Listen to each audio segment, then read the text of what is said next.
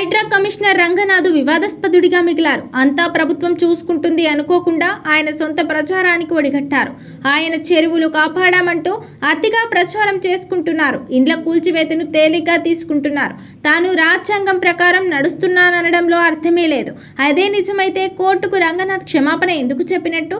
Court విధించే శిక్ష తప్పించుకునేందుకే క్షమాపణ చెప్పడంలో పశ్చాత్తాపం లేదు అనే తీవ్ర పదజాలాన్ని కోర్టు ఓ ఉన్నతాధికారి వాడారు. రేవంత్ రెడ్డి ఆజ్ఞనే నాకు చట్టం అన్నట్టు వ్యవహరిస్తున్న హైడ్రా కాంగ్రెస్ కు భస్మాసురుడిగా అస్తమైంది.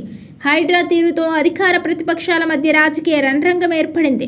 దీనికి తోడుగా రంగనాథ్ అభిమాన సంఘాలు అన్నట్టుగా కొందరు ప్రయోజిత ర్యాలీలు, మీటింగ్లు జరుపుతున్నారు. ఇలాంటి జిమ్మిక్కులు మానుకోకపోతే ప్రతిపక్షాల మద్దతుతో హైడ్రా బాధితులు కూడా రోడ్ల మీదకు వస్తే ఎలా ఉంటుందో పాలక పక్షం ఆలోచించుకోవాలి.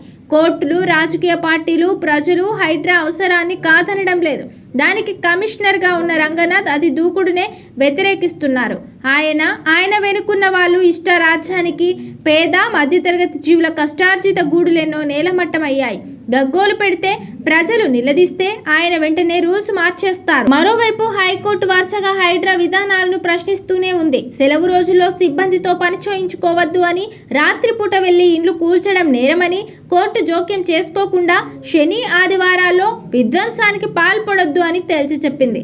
ఎందరికో స్టే ఆర్డర్లు అందజేసింది. ఇవేమీ హైడ్రాకు పగ్గాలు వేయలేకపోయాయి. ఆ దుందుడుకు తనమే విషయాన్ని ఇంత రాద్ధాంతంగా మార్చింది. రంగనాథ్కు పక్కన పెట్టే ప్రసక్తే లేదని, ఏ ఉద్యోగిని ఎలా వినియోగించుకోవాలి అనే నిర్ణయాధికారం ప్రభుత్వానికి ఉంటుందని సీఎం చెప్తున్నారు.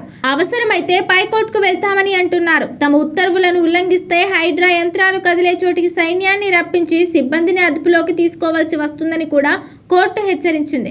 కోర్టు చర్యల నుంచి రంగనాథ్ను పూర్తిగా కాపాడేందుకు సీఎం సిద్ధమయ్యారు. కోర్టు ధిక్కరణ కేసులు వేసిన వారంతా భూ కబ్జాదారులేనని అన్నారు. అలాంటప్పుడు కేసులు వేసిన వాళ్ళు కబ్జాదారులని నిరూపించవచ్చు కదా. ప్రభుత్వ పాలన, ప్రభుత్వ సంస్థ, ప్రభుత్వ అధికారి అనే పరిధిలో దాటి రంగనాథ్ నిజాన్ని ఒప్పుకోకుండా కోర్టునే తప్పుబడుతూ తన చర్యలు సమర్థించుకుంటున్నారు. సీఎంఓకు ఉన్నట్టే హైడ్రా పేరిట కూడా ఫేస్బుక్లో ఖాతా ఉంది. హైడ్రా కూల్చివేతలను వ్యతిరేకిస్తూ వారు భూ కబ్జాదారులంటూ వారి పేర్లు, ఫోటోలతో భూమి వివరాలను ఆ ఖాతాలో పేర్కొన్నారు.